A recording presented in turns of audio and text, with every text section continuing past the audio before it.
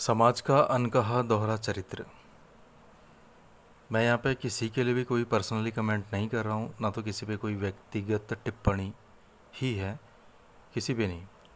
बिल्कुल सामान्य बातें हैं और जो लोग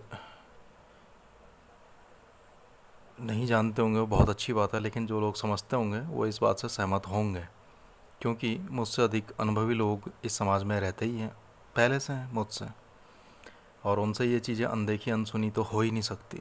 लेकिन टॉपिक है अनकहा दोहरा चरित्र।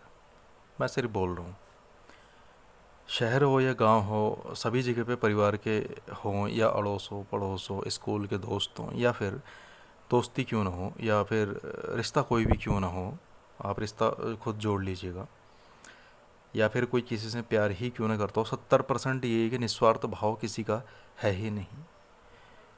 अपना दोस्त किसी पे मरने के लिए दूसरों की मुंडियों को ढूंढना पड़ता है। मुंडियों मतलब दूसरों को सिर को ढूंढना पड़ता है। मैं थोड़ा सा लोकली बोलता हूँ क्योंकि भाषा ही वही है।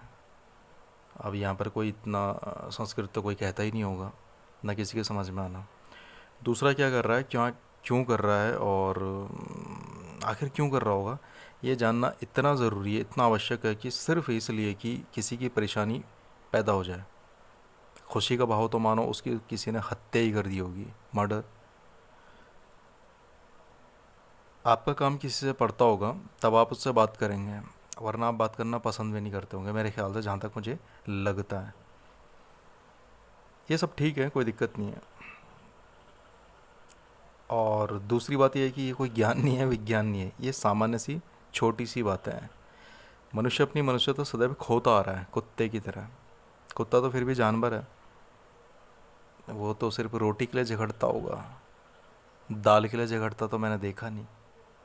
सिर्फ रोटी के लिए, उसे पकाना भी नहीं आता, तो वो शायद इसलिए झगड़ता होगा। लेकिन मनुष्य, खैर, उसे पकाना भी आता है। रोटी क्या वो बंद बना सकता है, कुछ भी बना सकता है, फिर भी झगड़ा। कुत्ते से परे है ज़िंदगी मनुष्य की। 70% लोगों की बात कर रहा हूँ मैं। जो 30% बुद्धिमान लोग हैं, मैं उनकी बात बिल्कुल भी नहीं कर रहा हूँ, मैं उनसे सिर्फ बातें कर रहा हूँ। इतने निचले स्तर पर जाने के बाद भी चैन नहीं आता। अभी दूसरों का भला ना हो, किसी की कोशिश और बाकी रह जाती है। मन मैला हो तो मीठी वाणी भी उसका कल्याण कभी नहीं कर सकती। मैंने बचपन से खुद पढ़ा है कि मीठी वाणी रखनी चाहिए।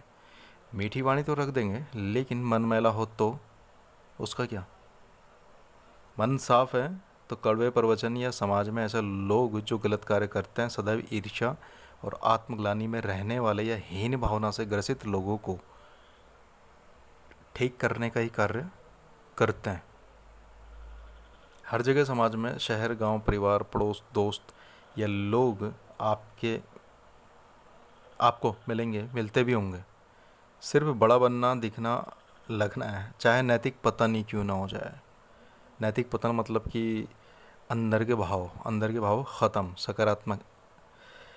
उसके बाद ही स्वयं का मान सम्मान की अभिलाषा करने के लिए इधर उधर फिरना। मेरा सम्मान कर लो, मुझे सैल्यूट मारो, मुझे नमस्ते करो, मुझे नमस्कार करो, या फिर मुझे बड़ा कहो।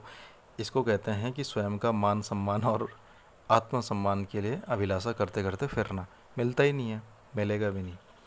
अनुमानित 70% यही है जानवर वाली प्रवृत्ति। कुत्ते की तरह एग्जाम्पल पहले दे दिया था। खैर, समस्या वो भी है, हीन भावना, ईर्ष्या, नैतिक पतन। लेकिन अहंकार बुद्धि विवेक नष्ट कर देता है, फिर पाताल के दरवाजे खोल देता है।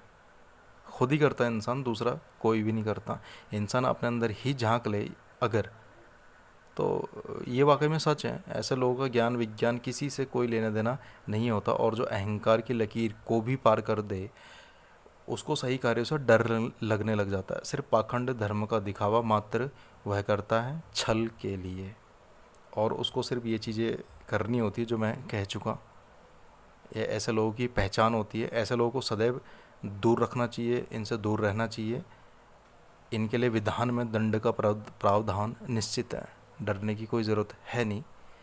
लेकिन फिर भी इन लोगों को बुद्धि आ जाए, ऐसी भगवान से प्रार्थना मैं करता हूँ, अगर आ जाए तो। नहीं तो दंड का प्रावधान विधान में निश्चित है।